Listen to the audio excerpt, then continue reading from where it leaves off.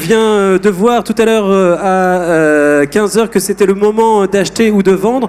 On va voir maintenant que c'est le moment de construire le neuf. Pour cela, je serai accompagné de professionnels du métier. Je vais commencer par vous, Monsieur Doisy. Éric Doisy, vous êtes directeur de Villa Tradition. Villa Tradition est une société de construction de maisons individuelles. Bonjour. Bonjour. Et vous êtes aussi vice-président de la Fédération française du bâtiment pour le 79. Oui. En charge pour donc les Deux-Sèvres, en charge du logement. Exactement. C'est bien ça. Philippe Paco, vous êtes géomètre expert chez Citea Conseil. Bonjour. Bonjour. Jean-Marc Boutilly, on ne vous présente plus. Vous êtes là à tous les plateaux. Vous êtes toujours en charge de l'animation de la politique de l'habitat pour la CAN, qui est la communauté d'agglomération de Niort. Rebonjour. Rebonjour. Rebonjour. Et François-Xavier Berthaud, bon anniversaire. C'est son anniversaire, bon anniversaire. Merci. Vous êtes directeur de l'ADIL. L'ADIL, c'est l'Agence départementale d'information sur le logement. Et puis on a la chance aujourd'hui d'accueillir et de retrouver surtout, puisqu'ils étaient là il y a 5 ans déjà, je pense. On m'a dit que vous étiez là il y a 5 ans, Stéphane Plaza. Oui, j'étais là il y a 5 ans. Pour le 35e anniversaire du Salon de l'Habitat. Stéphane Plaza, donc, que vous connaissez évidemment à la télévision, dans le théâtre, mais aussi en tant qu'agent immobilier. Et puis sa complice Sophie Verjani, qui est décoratrice. Et on a 3 enfants ensemble. Oui, le coup des enfants. Alors Sophie a 3 enfants, mais pas ensemble apparemment, pas avec Stéphane Plaza. On va parler du fond, on va essayer de parler du fond un minimum avec vous, Éric Doisy. Pouvez-vous nous expliquer en 2 mots quel est votre métier de constructeur de maisons individuelles ? Alors il faut que je l'explique surtout à Stéphane parce que il sait pas du tout ce que c'est que la construction.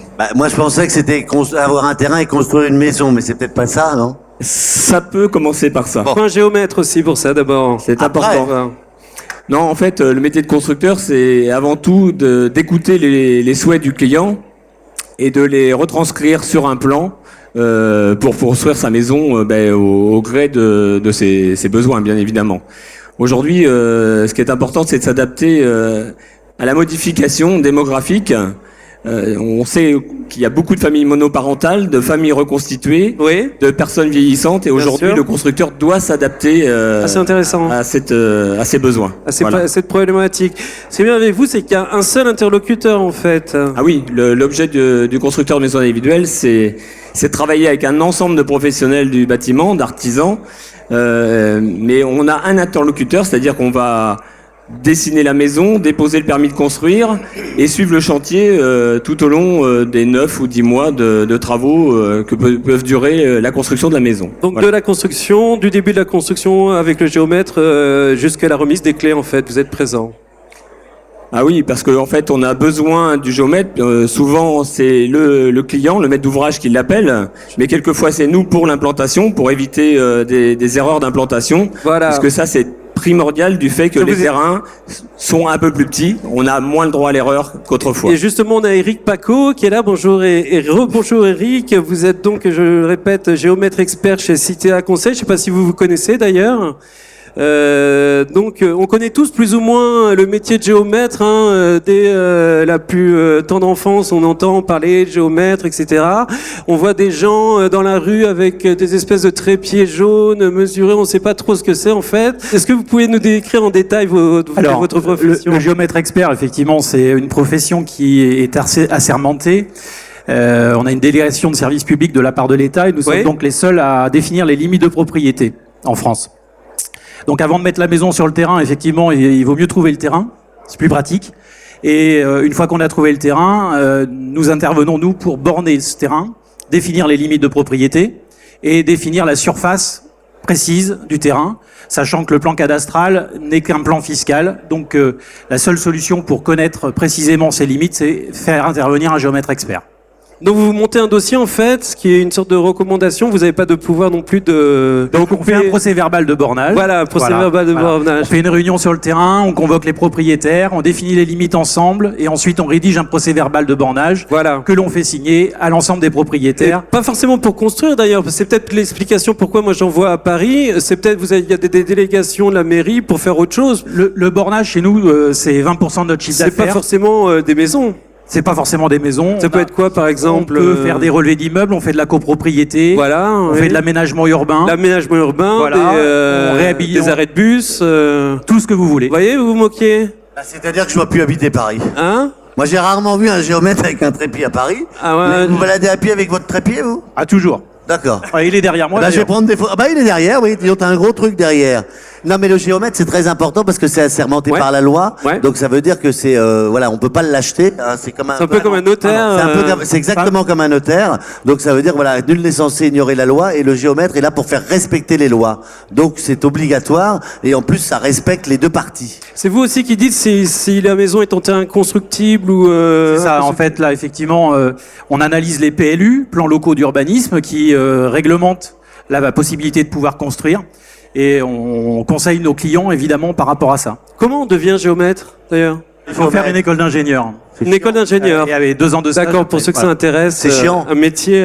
c'est chiant. Non, c'est chiant. Ah, bah, on peut le dire. Tu t'éclates Ah, pas bah, trop les- à être géomètre. Si, le soir, c'est pas mal. Oui, le soir.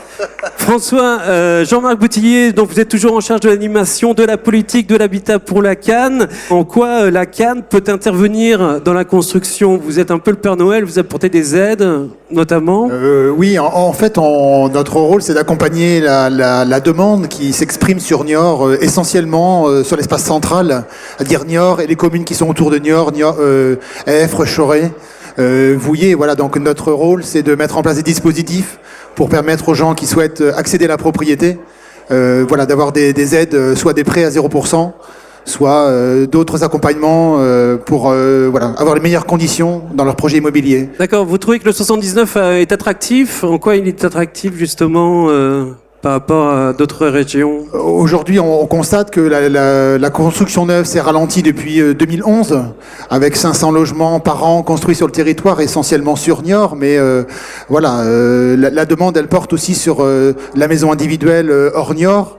Donc voilà, il faut accompagner aussi les besoins des propriétaires, trouver les meilleures conditions, et ça passe par voilà, du travail, du partenariat avec les professionnels de l'immobilier, les collectivités pour trouver les meilleures solutions, notamment des lotissements bien implantés.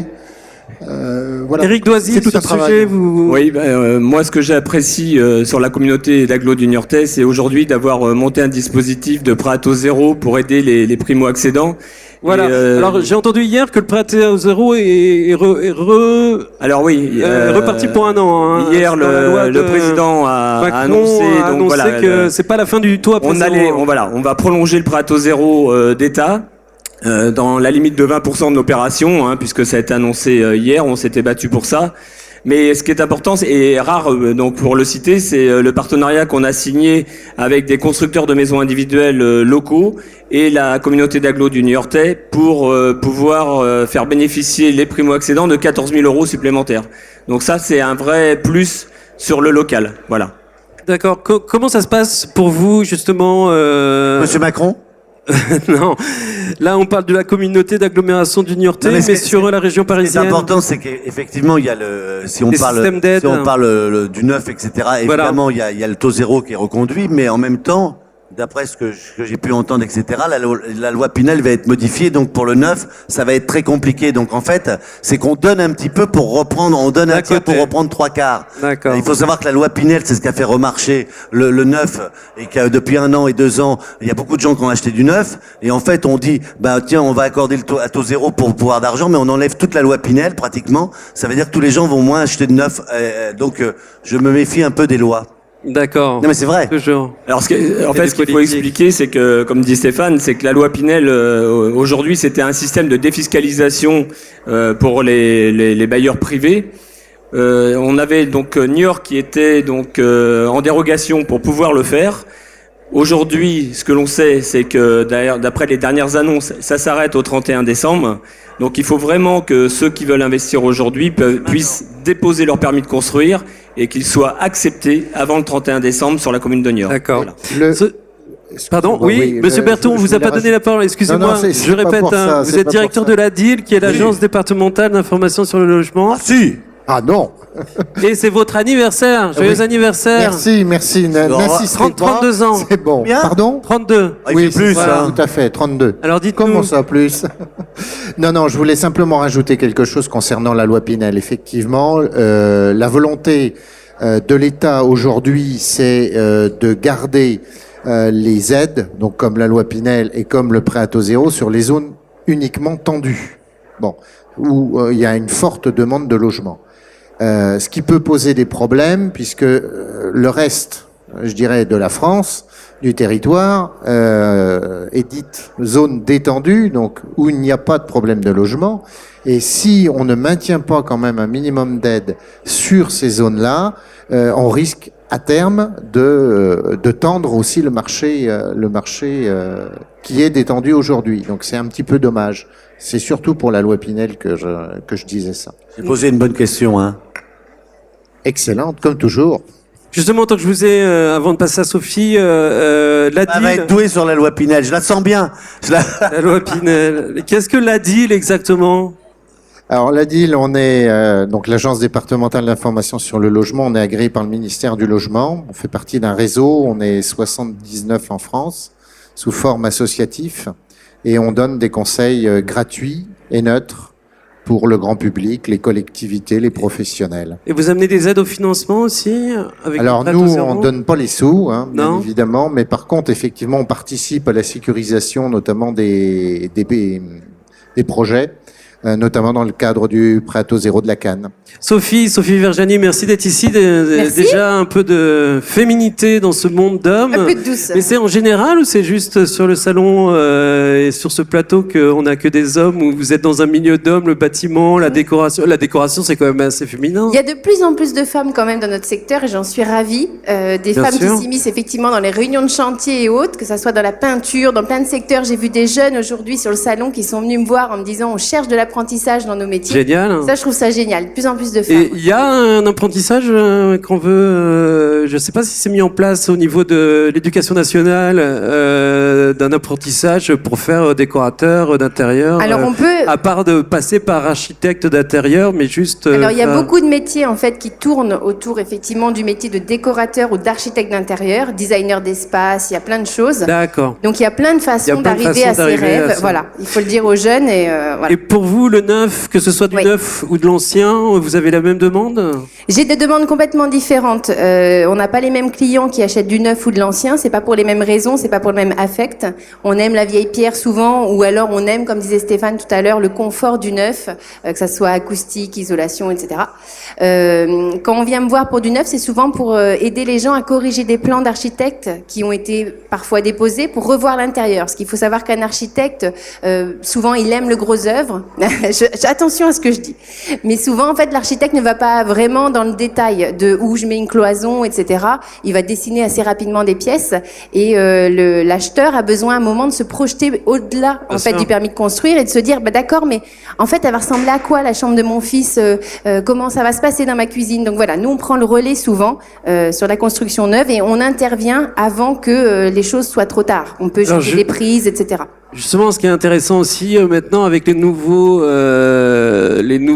nouvelle façon de travailler avec les ordinateurs, de pouvoir projeter le client en fonction de la décoration. Il y a une émission Alors, aussi moi je là-dessus suis à la un télévision. bien mauvais exemple parce que Oui, je travaille parce que- à la main, je dessine tout à la main Apparemment. comme à l'ancienne. Elle Voilà, est je très suis- manuelle. voilà. Sophie Temps. est très manuelle.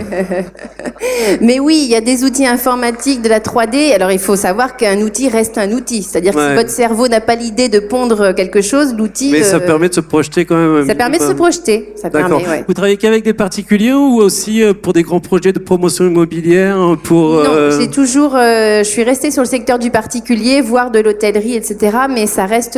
moi, mon plaisir, en fait, c'est vraiment d'avoir mon client en face et de voir ses yeux qui brillent quand on va effectivement changer une cloison, quand on va redéfinir une déco. Et voilà, je trouve que c'est plus glorifiant. Pour vous, c'est le moment de construire aussi. Vous êtes dans la décoration, mais vous pouvez nous donner votre avis vu que vous êtes quand même dans le métier. C'est toujours le moment de se faire plaisir. Ouais. Donc, si son plaisir est de construire, il faut y aller et puis il faut pas passer à côté de ses rêves, je pense. Et si messieurs qui sont là nous disent que c'est le moment, il faut les écouter. Éric Doisy, je vous ai pas posé la question. En fait, oui, surtout pourquoi c'est le moment de construire, c'est parce que C'est une alternative. la construction neuve n'a jamais été aussi performante, qu'elle soit dans le domaine énergétique, puisqu'aujourd'hui, on arrive à avoir des maisons qui ont diminué par 3 ou 4 leur consommation d'énergie.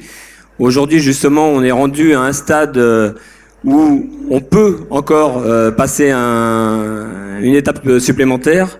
Malgré tout, là aussi, l'État a choisi de ne pas s'emballer sur les réglementations et de laisser la RT 2012 avec des solutions, comment dire, exemplaires.